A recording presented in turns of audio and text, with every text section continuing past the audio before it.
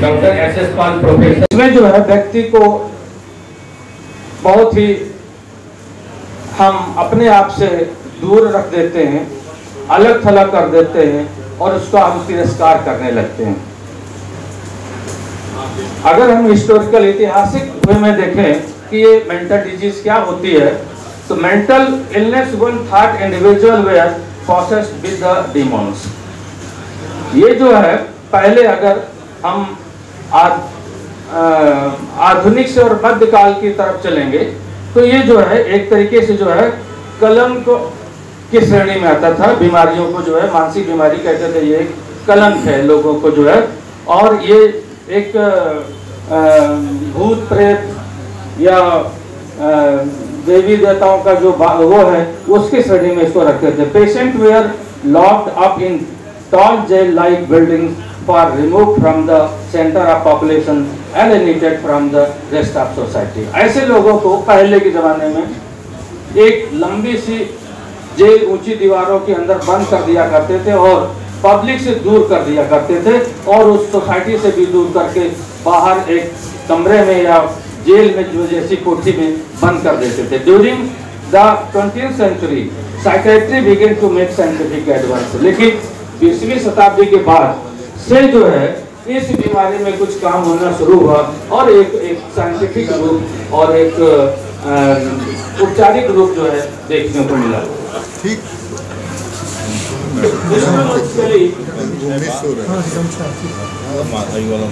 Mental disorder had three major explanations, namely the supernatural, biological and psychological ones. Mental disease जो है इतिहास में जो दर्ज है उसके हिसाब से जो है इसको एक अलौकिक, जैविक और भावनात्मक रूप से इसको देखा गया है। For such of record history, evident behavior has been considered supernatural and the reflection of the battle between good and evil. इसको जो है इसके व्यवहार को जो है अच्छे और बुरे रूप में जो है देखा गया। In fact, in the Persian Empire, the 550 to 330 BC, all physician and mental disorder were considered the work of life of the devil. ये जो पर्शियन साम्राज्य था और जो समय था 550 और 330 ईस्वी का, उस समय जो है इस मेंटल डिसऑर्डर को जो है एक बुरी आत्माओं का जो है साया माना जाता था कि ये बीमारी नहीं है बल्कि जो है बुरी आत्माओं का जो है साया आ गया इस व्यक्ति में, इसलिए इस तरीके का व्यवहार, इस तरीके का बिहेवियर ये करता है। Physical cause of mental disorder have been sued in history.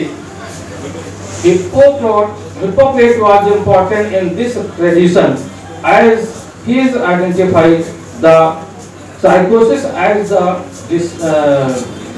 a disease and was therefore an early proponent to the idea that psychological disorder are the biological cause.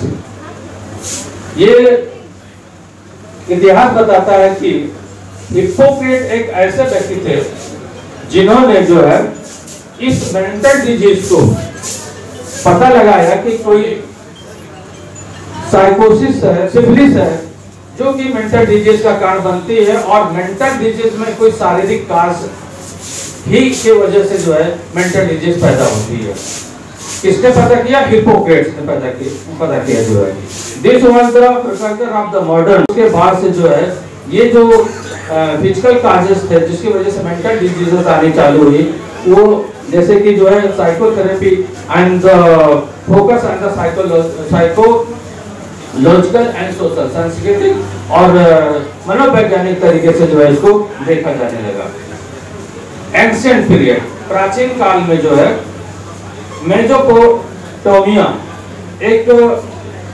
Mesopotamia एक बीमारी नहीं है, एक प्लेस का नाम है। मेजो मीन्स बिटवीन और पोटामिया मतलब दो नदियों के बीच की जगह है और ये आपके इराक और सीरिया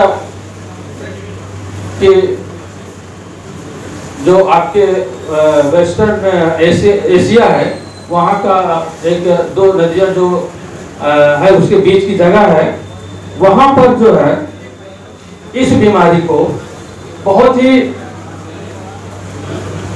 ऐसा वहाँ बिलीव किया जाता था कि जो मेंटल बीमारी है that is the symbolize control over the person, मतलब जो बीमारी है उसमें जो कंट्रोल करने के लिए जो हैंड्स है वो उसको जो है सिंबलाइज किया गया, और उसके बाद ये पाया गया कि जो बीमारी होती है वो जो है एक देवताओं के द्वारा कंट्रोल करने वाला एक साधन है, जो कि जो है मेटाफोनानिया में जो है देखा गया है। इन इंडिया, भारतवर्ष में एंशियंट जो हिंदू स्क्रिप्चर है एंड जैसे कि रामायण और महाभारत में इसको एक काल्पनिक रूप में देखा गया था। मेंटल बीमारी को जो है fictional description of the depression and anxiety, mental disorder were generally thought of the reflect abstract metaphysical entities, supernatural agents, secreted and the witchcraft,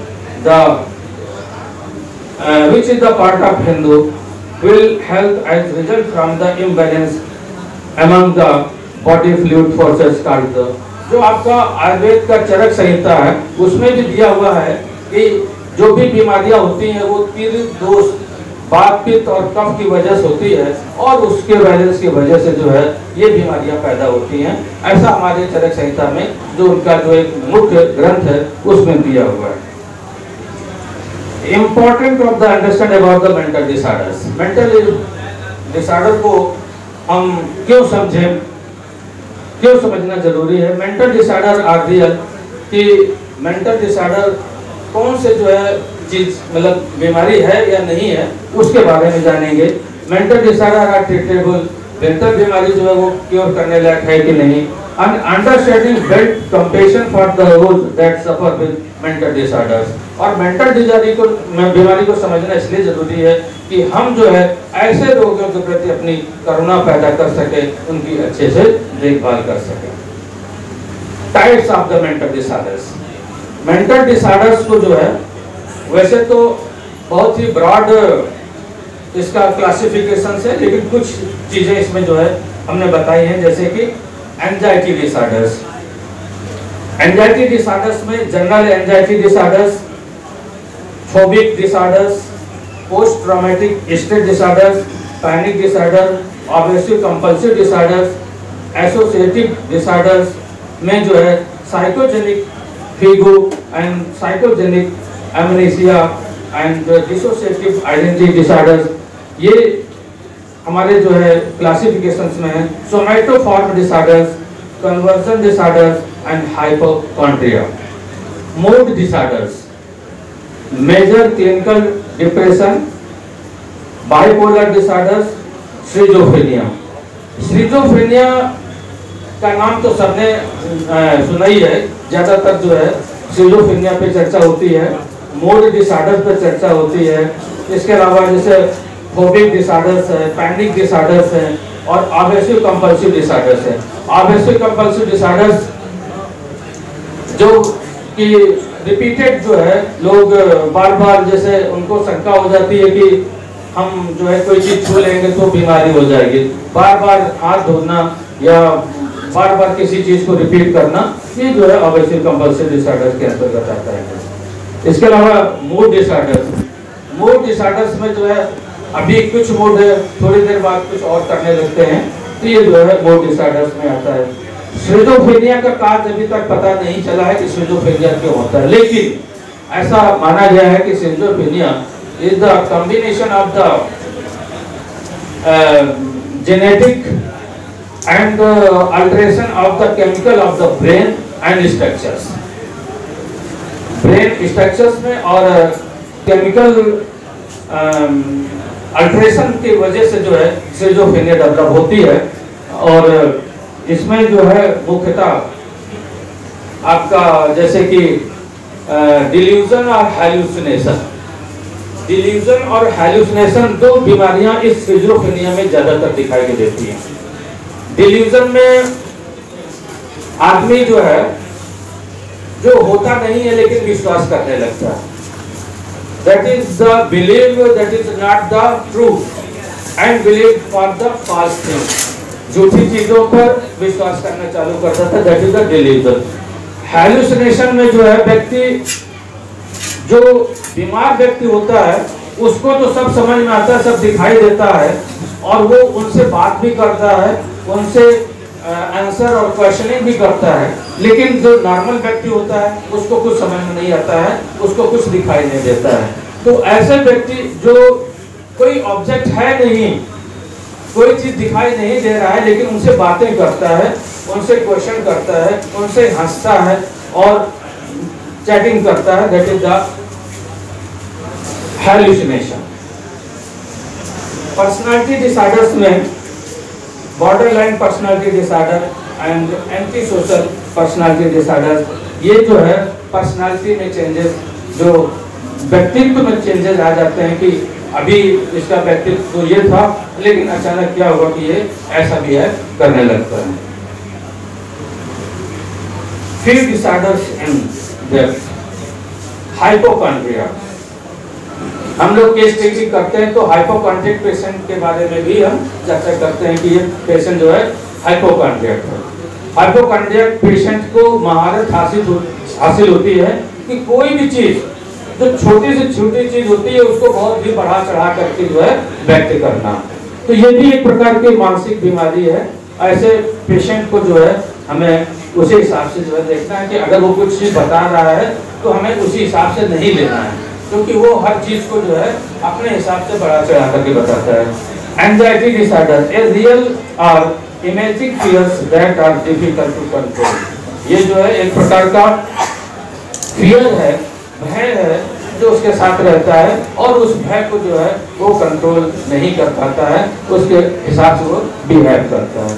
bipolar disorder, extreme mood changes, bipolar disorders में जो है extreme mood changes होता है और energy levels and behaviour, energy level पर और behaviour के level पर जो है उसका मूड जो है बार बार चेंज होता रहता है।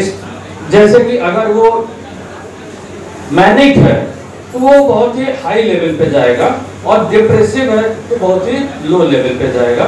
ये दो चीजें जो है इससे बाइपोलर डिसऑर्डर के अंतर्गत आता है। ऑब्सेसिव कंपल्सिव डिसऑर्डर, ओसीडी इसको जो है बोलते हैं, is an anxiety disorder and is characterized by the recurrent unwanted thought and the repeated behaviour such as hand washing, counting, checking और द क्लीनिंग। जैसा कि आपने बताया कि जो ओसीडी है इसमें जो है एक प्रकार की एंजाइटी डिसऑर्डर के अंतर्गत ये भी आता है, जिसमें व्यक्ति बार बार जो है हाथ धोता है, अगर वो कहीं कोई चीज छू लेता है तो लगता है हम इन्फेक्टेड हो गए हैं और उसको वो जो है हाथ बार बार धुलेगा। अगर कोई काउंट कर रहा है, कोई चीज गिनती कर रहा है तो उसमें भी वो बार बार करेगा कहीं गलती तो नहीं हो गई है, बार बार जो है उसकी काउंटिंग करेगा, चेकिंग करेगा या क्लीनिंग करेगा। दैट इज द, इसको हम ओसीडी या ऑब्सेसिव कंपल्सिव डिसऑर्डर के अंतर्गत रखते हैं। Depression, prolong feeling of helplessness, hopelessness and sadness. अगर हम डिप्रेशन की बात करें तो तीन चीजें हैं, होपलेसनेस, हेल्पलेसनेस और सैडनेस। ये तीन चीजें जिसमें पाई जाती है, इसका मतलब वो व्यक्ति डिप्रेसिव है, वो डिप्रेशन में गया है। हम इसका एक एग्जांपल देना चाहेंगे कि जैसे किसी ऑफिस में तीन व्यक्ति काम कर रहे हैं और काम करने के दौरान अगर उनका बॉस आ करके तीनों को जो है किसी बात को लेकर के अगर डांट देता है तो जो दो व्यक्ति हैं उसके पास जो डिप्रेशन में नहीं है वो इस कान से सुनेंगे और इस कान से निकाल देंगे, बाहर जाएंगे, चाय पिएंगे, सिगरेट पिएंगे और आकर के अपने काम में लग जाएंगे, बोले बॉस तो ऐसा बोलता रहता है। लेकिन जो डिप्रेसिव पेशेंट है वो उसको माइंड करेगा और सोचेगा कि ये इन्होंने ऐसा क्यों कहा, क्या मैं ऐसा ही हूं, और उस पर वो जो है पूरा दिमाग लगाना चालू कर देगा और यही कहेगा कि शायद मैं इसी लायक हूँ और इसीलिए इन्होंने किया है, मैं जीने के लायक नहीं हूँ, मैं किसी काम का नहीं हूँ, और वो उसके विचार जो इस तरीके से चलना चालू हो जाते हैं और वो जाकर के फिर कहीं कुछ दूसरे तरीके से अपने आप को जो है नुकसान पहुंचाना, या फिर जो है कुछ एडिक्शन जो है, कुछ अल्कोहल लेना या कुछ इस तरीके से जो है व्यसन का इस्तेमाल करना चालू कर देता है ताकि इस डिप्रेशन से बच सके। तो ये जो है सोचता है कि हम जो है बेकार के आदमी हैं, हमारी कोई हेल्प नहीं कर रहा है और हम अब हमारी आशा के कारण हम जीने लायक नहीं बचे। ये these are the main symptoms of the depression. Mental diseases and the homeopathy. Homeopathy treat the patient as a whole. Mental disease आप सबने पढ़ा है कि मेंटल डिजीज को जो है हनीमैन साहब ने जब ऑर्गेनल लिखा है तो उसको जो है वन साइडेड डिजीजेस में रखा हुआ है, क्योंकि ये जो है बहुत ही कम सिम्टम्स आपको मिल पाते हैं। तो mental homeopathy treat the patient as a whole in mental and physical plan together based on symptom similarity. Homeopathy reject mind, body and reality. Homeopathy जो है माइंड को और बॉडी को अलग अलग नहीं मानती है। हम सिर्फ माइंड को ही लेके चलेंगे ऐसा नहीं है कि हम उसको ठीक कर ले जाएंगे। होम्योपैथी में जो है दोनों चीजों का महत्व है, हम माइंड को भी लेंगे और बॉडी को लेंगे, दोनों अलग अलग नहीं है। According to homeopathy principle, mind and body are dynamically interconnected. दोनों जो है गतिमान रूप से एक दूसरे से संबंध है, कनेक्टेड है। और mental diseases are not separate from so called physical diseases. Mental disease और फिजिकल डिजीज दोनों अलग अलग नहीं है। फिजिकल डिजीज है तो मेंटल डिजीज है, और मेंटल डिजीज है तो फिजिकल डिजीज भी है। दोनों को हम अलग अलग तरीके से नहीं ट्रीट करेंगे बल्कि दोनों को कंबाइंड रूप में देखेंगे। The classical text of homeopathy have given detailed description of the importance of mental symptoms in prescribing suitable similar medicine as well as case taking of mentally ill patient and classification and treatment of mental diseases। हमारे homeopathy books में भी जो है इस बारे में जो है बहुत डिटेल डिस्कशन दिया हुआ है कि हम जो है मेंटल सिम्टम्स को लेकर के उसके सिमिलर मेडिसिन लेकर के ही जो है हम उसको ठीक करेंगे। जो है According to homeopathic principle, all chronic diseases, if studied carefully, organ of medicine में हनीमैन साहब ने बताया है कि अगर हम जो है पुरानी बीमारी, क्रॉनिक बीमारी को अच्छी तरीके से अगर हम स्टडी करें, अध्ययन करेंगे, तो will so decide the characteristic mental symptom long before physical changes can be discovered in the body by any laboratory test now known. अगर हम जो है किसी भी पुरानी बीमारी को बहुत अच्छे से अध्ययन करेंगे तो लैबोरेटरी टेस्ट लेने के बहुत ही पहले हम मेंटल डिजीज का पता लगा लेंगे अगर हम उसको जो है अच्छे से अध्ययन करेंगे। The symptoms of mind including patient subjective feelings, emotions, thoughts, sensations and reactions to various life stressors reflect the deepest aspect of the patient. These symptoms are considered characteristic symptoms of the patient as they reflect the deepest aspect of the patient.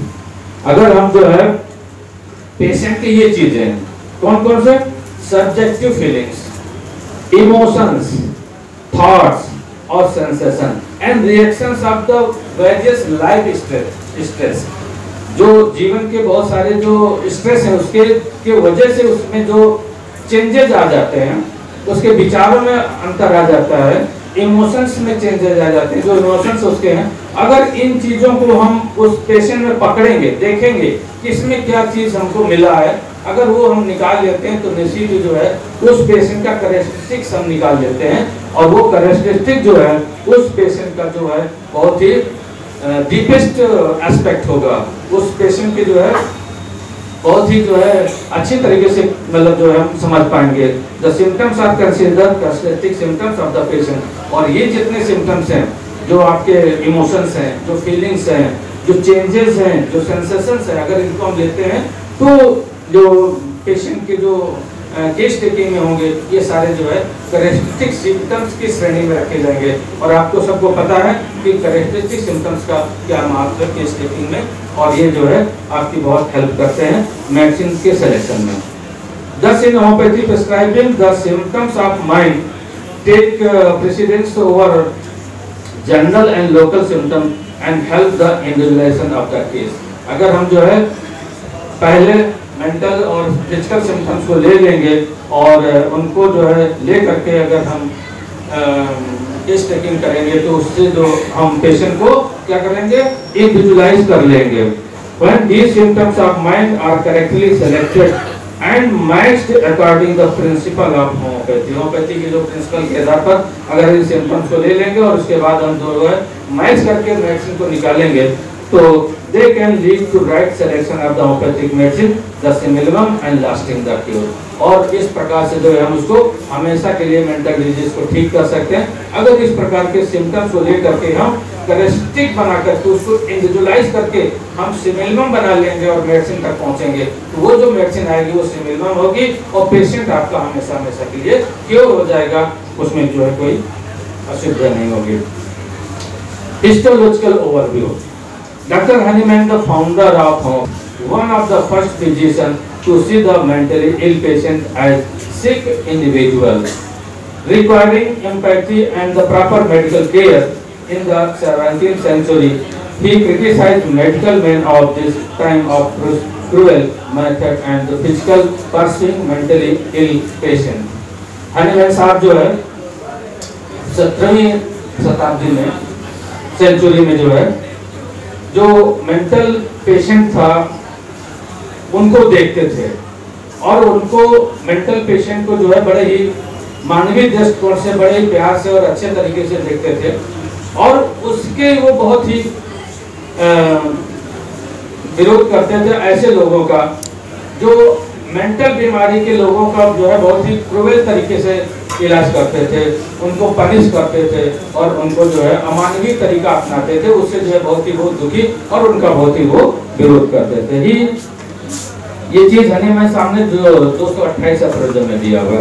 He said it can be confidently asserted that vast superiority of the homeopathy system over all other conceivable method of the treatment is now there, where here display in the more triumphant light than in mental and emotional disease long standing, which originally sprang from the corporeal maladies where developed simultaneously with them।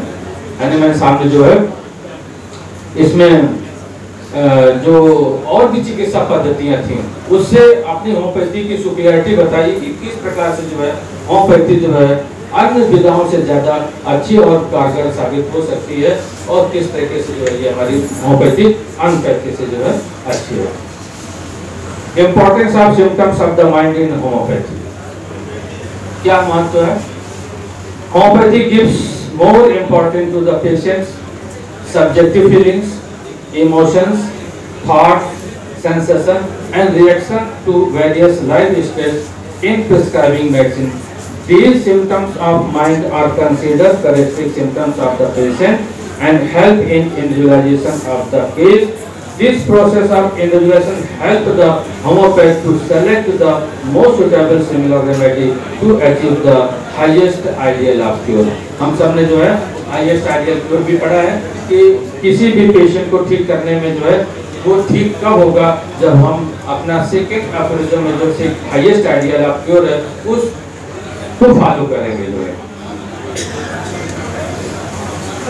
In the classical homeopathic text, organ of medicine, Dr. Hahnemann has clearly illustrated the importance of the symptoms of mind. In all the so-called somatic diseases, as well as the mental and emotional frame of the mind is always altered. Hahnemann सामने जो है अपने इस 210 अप्रैल में लिखा हुआ है कि so-called somatic diseases, as well as the mental and the emotional frame of the mind, always altered. हमेशा परिवर्तित होता रहता है। मेंटल जो स्थिति है और जो शारीरिक स्थिति है वो जो है परिवर्तनशील है। In all diseases, the patient's emotional state should be noted as one of the most preeminent symptoms, along with the symptoms complex, if one wants to record the true image of the disease in order to be able to cure homeopathic।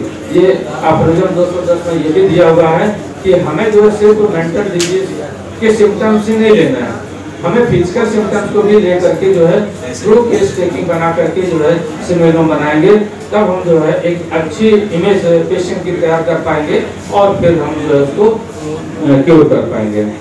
For the right homeopathy prescribing, we have to not merely look for a selection of mental or emotional symptoms in our patient, but rather a mental emotional state. हमें सामने जो है 210 और 214 में अफरोजन में बताया है कि हम सिर्फ मेंटल सिम्टम्स को ही नहीं देखेंगे, हम मेंटल अवस्था को भी देखेंगे, मेंटल स्टेट को भी देखेंगे कि मेंटल स्टेट क्या है उस पेशेंट का, और उसके हिसाब से अगर हम देखेंगे तो हमें जो है ज्यादा अच्छे से जो है प्रिस्क्राइबिंग में हेल्प मिलेगी। Thus, this preeminent importance of the emotional state holds good to such extent that patient emotional state often tips the scale in the selection of the homeopathic remedy. This is a decidedly peculiar sign which among all the signs of the disease can least remain hidden from the exactly observing the physician. कभी-कभी क्या होता है कि जो है अगर हम ज़्यादा देर करेंगे पेशेंट को ठीक केस टेकिंग करने में, तो जो मेंटल सिम्टम्स होते हैं वो हिडन हो जाते हैं, छुप जाते हैं। इसलिए हमें जो है बहुत ही जल्दी मेंटल सिम्टम्स को खोज करके उनको ऑब्जर्व करना होगा, और ऑब्जर्व करने के बाद जो है जो एग्जैक्ट कंडीशन है पेशेंट की वो ला करके जो है हमें सिलेक्शन करना होगा।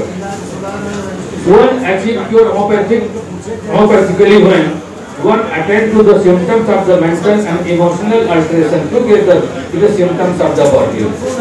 In every case of the disease, even acute one, and select the most similar remedy that is of itself capable of encouraging the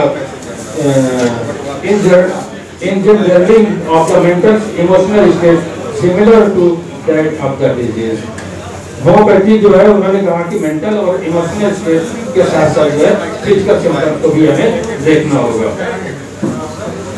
Dr. Hahnemann also advised a simple eliminating method based on the mental state of the patient to select the right remedy.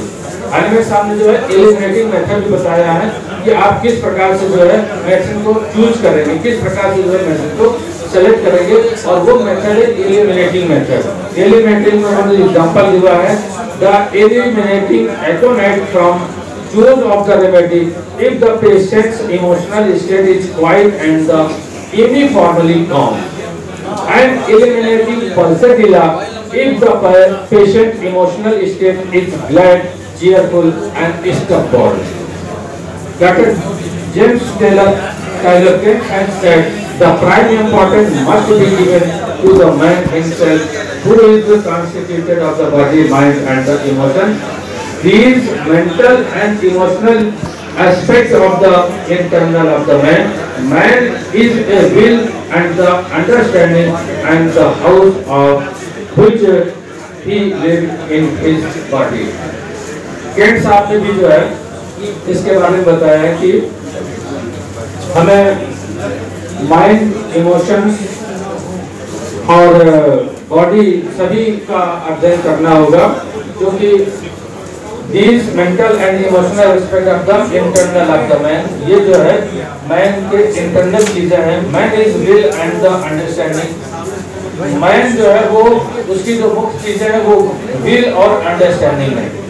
Will और understanding में जो है हमें देखना होगा, क्योंकि इन्हीं से हमको उसके बिहेवियर के बारे में पता चलता है। Symptoms of the man, which are the language of the sickness, must be studied at the level of the mind. जो उसके लैंग्वेज है पेशेंट के, उसको भी जो है हमें देखना होगा, क्योंकि वो जो है लेवल होगा माइंड का, इमोशनल एंड द बॉडी।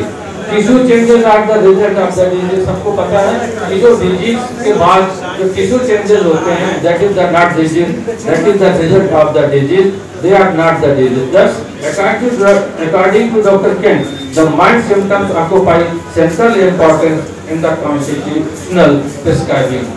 जो मेंटल सिम्टम्स है वो मुख्य यानी सेंट्रल पार्ट है मेडिसिन के प्रिस्क्राइबिंग के लिए। Homeopathy classification of the mental disease, सभी ने पढ़ा हुआ है कि होम्योपैथी में जो ऑर्गेनम है उसमें मेंटल डिजीज को 4 पार्ट्स में डिवाइड किया गया है। पहला है mental disease of the somatopsychic type, mental disease because of the psychic cause, mental disease of the doubtful origin and mental disease of the psychosomatic type. इनको हम जो है बारी बारी से देखेंगे। जैसा पहला है mental disease of the somatopsychic type. जैसा कि नाम से सोमैटोसाइटिक, पहले जो है सोमैटो बीमारी मतलब कार्पोरियल मतलब बीमारी शारीरिक होती है और उसके बाद जो है वो मेंटल डिजीज में कन्वर्ट हो जाती है। Mental disease of somatopsychic type are those in which during the course of a chronic or serious life threatening disease the symptoms related to the physical body have declined while the symptoms pertaining to the mind like the depression or anxiety become predominant. These are the described in aphorism 216, 17 and 20. सबसे पहले जो है किसी भी व्यक्ति को पहले शारीरिक बीमारी होती है और फिर धीरे धीरे जो है वो डिप्रेशन, एंजाइटी और वरी में चिंताएं करना लगता है और उसके बाद जो है वो मेंटल बीमारी में जो है परिणत हो जाती है और वो उसी से जो है पीड़ित हो जाता है। तो जब शारीरिक बीमारी जो है मेंटल डिजीज में पहुंच जाती है या हो जाती है तो उसको हम जो है जो सोमैटोसाइटिक डिजीज के नाम से उसको जानते हैं। दूसरा है mental disease because of the exciting cause. Mental disease such as insanity, पागलपन, mania can break out suddenly like acute diseases easily when an exciting cause, जैसे कि जो है फ्राइट है, वैक्सेशन है, abuse of the spiritual liquor है, act upon the latent psora in the patient. Latent psora के बारे में आप सबको पता है कि जब कोई भी जो है सोरा किसी तरीके से जो है दब जाता है वो अंदर छुपा रह जाता है और जब कोई भी एक्साइटिंग काज उसके संपर्क में जाता है या एक्साइटिंग काज उसमें एक्ट करता है तो अचानक जो है वो एक्सप्लोड हो जाता है और वो बीमारी जो है उसको आ जाती है। तो जैसे कि इसमें मेंटल इसके काज में फ्राइट है, वैक्सेशन है और लिक्वर वगैरह लेने की वजह से अगर जो है कोई लैटेंट सोरा अगर एक्सप्लोर होता है तो वो जो बीमारी आएगी उसको हम लोग जो है mental disease because of the exciting cause की श्रेणी में रखेंगे। एंड इसमें जो है this can be called mental disease of the acute origin और इसको हम जो है mental disease of acute origin के नाम से जानेंगे। There are described in aphorism 221, 22 and 23. Mental disease of the doubtful origin. Mental disease of doubtful origin are those in which it is difficult to find out whether the mental disease is arising from bodily disease or as a result from the fault of education, bad practice, superstition, ignorance, and these are the described in aphorism 222. Mental disease of doubtful origin. इसमें पता नहीं चलता है कि जो है आदमी इस तरीके के जो बिहेव कर रहा है क्यों कर रहा है, किस कारण से कर रहा है, ये जो है कई तरीके से जो है इसमें हो सकता है। जैसे कि जो है फॉल्ट ऑफ द एजुकेशन मतलब शिक्षा दोष की वजह से भी हो सकता है, बैड प्रैक्टिस के जो है गलत व्यवहार की वजह से हो सकता है, सुपरस्टिशन भी हो सकता है, अंधविश्वास की वजह से भी हो सकता है, इग्नोरेंस की वजह से हो सकता है। तो ये जो है एक डाउटफुल काज होता है जिसमें जो है मेंटल डिजीज होती है, इसमें कोई निश्चित कारण का पता नहीं चलता है। हो सकता है कि इनके पीछे ये कारण हो कि उसकी शिक्षा सही नहीं हो सकता है उसमें कोई बैड हैबिट हो या हो सकता है वो अंधविश्वास में जी रहा हो, इसकी वजह से जो है वो कुछ चीजें मानने लगता है और उसी प्रकार का वो बिहेव करने लगता है कि वो जो है पागल हो गया है या मानसिक बीमारी हो गई है। Mental disease of the psychosomatic type, जैसा कि पहले हमने बताया था सोमैटोसाइटिक टाइप, ये जस्ट उसका उल्टा जो है साइकोसोमैटिक टाइप है। पहले मेंटल डिजीज मेंटल सिम्टम्स आएंगे, उसके बाद जो है वो धीरे धीरे जो है कार्पोरियल डिजीज में चेंज होने लगता है। तो ऐसी बीमारी जब जो है साइकिक से कार्पोरियल में बॉडी में आने लगती है तो उसको हम जो है साइकोसोमैटिक डिजीज के नाम से देते हैं। Mental disease of the psychosomatic type are those that arise as a result of prolonged emotional disturbance, लंबे समय तक इमोशनल डिस्टर्बेंसेस वजह चिंता कर रहा है बहुत जो है उसमें रहता है चिंताओं में, such as disease may be recent origin and may not have fully developed symptoms on the physical body। ये जो है शुरू में सिर्फ जो है चिंताओं में डूबा रहता है, सिर्फ मानसिक सिम्टम्स के रूप में बना रहता है, उस समय जो है कोई भी जो है सिम्टम शारीरिक उसमें नहीं मिलते हैं। बट इफ लेफ्ट अनट्रीटेड, अगर इसको जो है हम बिना उपचार किए छोड़ देंगे, they make great inroads on the corporeal state, तब जो है ये बीमारी उसके कॉर्पोरियल स्थिति में पहुंच जाएगा, शरीर में आ जाएगा। These are described in aphorism 225, 26 and 27। जो है मेंटली इल पेशेंट का केस टेकिंग कैसे करेंगे? For the case taking of mentally ill patient in aphorism 228 to 229 and 230, 228, 229 और 230 में जो है एक गाइडलाइन दिया हुआ है कि ऐसे पेशेंट की जो है केस टेकिंग कैसे करेंगे। He describes these guidelines as appropriate psychical behavior by the physician during case taking such patients. The physician must resist the abnormal behavior of the patient in cool, calm, and firm resolution in case of the violence. ऐसे patient को physician जो है बहुत ही शांत और धैर्य तरीके से जो है टैकल करेगा। The physician should silently display in his feeling of the sympathy in his looks and gesture in case of the miserable, irritable, and sorrow. Patient जो है तो मेंटली ये बीमार है, उसके साथ हमें कैसे बिहेव करना है, तो हमें उसके साथ जो है अगर कोई सिंपैथी, हमें उसके साथ सिंपैथी रखना है, और लेकिन कोई जो है उसके साथ हमें रेजिस्ट, कोई विरोध उसका नहीं करना है, सिर्फ जो है अपने फीलिंग्स में और गेस्चर में जो है चेंजेस लाना है। The physician must remain silent at with mood attention towards the symptoms of the patient in cases of the senseless chatting। अगर पेशेंट जो मेंटली बीमार है वो तो कुछ भी बोल सकता है, गाली भी दे सकता है, सेंसलेस चैटिंग भी कर सकता है, हमें सुनना सिर्फ जो है, कोई विरोध नहीं करना है, सिर्फ सुन करके उसके सिम्टम्स को हमको जो है नोट करना है।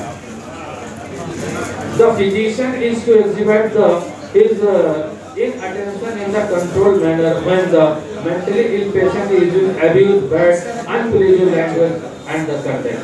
अगर आपके साथ उसका व्यवहार आपको गाली दे रहा है, अब्यूज, बैड बिहेवियर कर रहा है, अनप्लीजेंट लैंग्वेज, ऐसी भाषा का इस्तेमाल कर रहा है, तो भी आपको जो है उसके साथ जो है एकदम कंट्रोल मैनर में रहना है, उसको धैर्य के साथ उसको लेना है, उसको जो है विरोध ऐसा नहीं करना है कि उसको जो है कोई तकलीफ हो। The physician while case taking of the mentally ill patient should avoid rude correction, contradiction, eager explanation and use of insulting language as such method are harmful of the patient। Patient के साथ जो है कभी भी जो है insulting language, eager explanation और rude correction and contradiction वाली स्थिति नहीं पैदा करना है, क्योंकि ऐसा करने से जो है पेशेंट को नुकसान हो सकता है। The treatment of the violent, manic and the melancholic patient can take place only in the institutional setup, especially arranged for the treatment and now within the family circle of the patient। अगर जो है अगर उसको